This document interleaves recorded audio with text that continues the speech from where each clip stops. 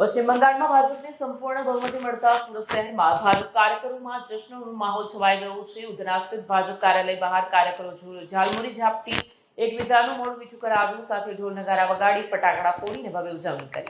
પશ્ચિમ બંગાળમાં ભાજપને બહુમતી મળતા સુરત શહેરમાં ખાસ કરીને ઉધના વિસ્તારમાં આવેલ ભાજપ કાર્યાલય ખાતે જબરજસ્ત ઉજવણી જોવા મળી। કાર્યકરોએ એકબીજાને મીઠાઈ અને ઝાલમુરી ઝાપટીને મોઢું મીઠું કરાવ્યું। ઢોલ નગારાના તાલમાં કાર્યકરોએ જશ્ની ગીતો ગાઈને આનંદ વ્યક્ત કર્યો। જય શ્રી રામ અને મોદી મોદીના નારા સાથે આખું કાર્યાલય ગુંજી ઉઠ્યું। કાર્યકરોએ પશ્ચિમ બંગાળના આ ઐતિહાસિક વિજયને રાષ્ટ્રીય રાજનીતિમાં નોંધપાત્ર બદલાવ ગણાવ્યો। ભાજપના સ્થાનિક નેતાઓએ પણ કાર્યકરોને અભિનંદન પાઠવીને સફળતા અને પાર્ટીની વધતી જતી પકડનું પ્રતીક ઠરાવ્યું। ઉજવણીના અંતે ફટાકડા ફોડીને વાતાવરણમાં ઉત્સાહ વધાર્યો। બંગાળના ભવ્ય વિજય માટે હું એવું ચોક્કસ કહીશ કે આજે હિન્દુ સંસ્કૃતિનો ઉદય થયો છે।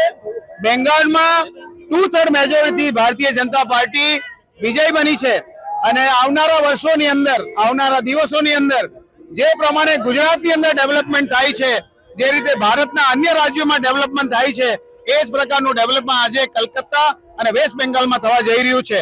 આજે ઉત્સાહ આપ જોઈ રહ્યા છો। 10 વર્ષ પહેલા ભારતીય જનતા પાર્ટી પાસે 3 MLA હતા।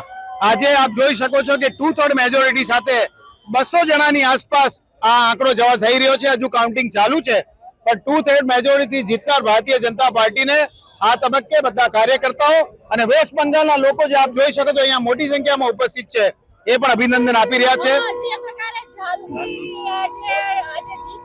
આજે ઝાડમુડીની જીત થઈ છે, સંદેશની જીત થઈ છે, રસગુલ્લાની જીત થઈ છે અને આજે પૂરા શહેરની અંદર મીઠાઈ બનાવતી, બેંગાલી મીઠાઈ બનાવતી દરેક દુકાનો ઉપર સામાન ખલાસ થઈ ગયો છે।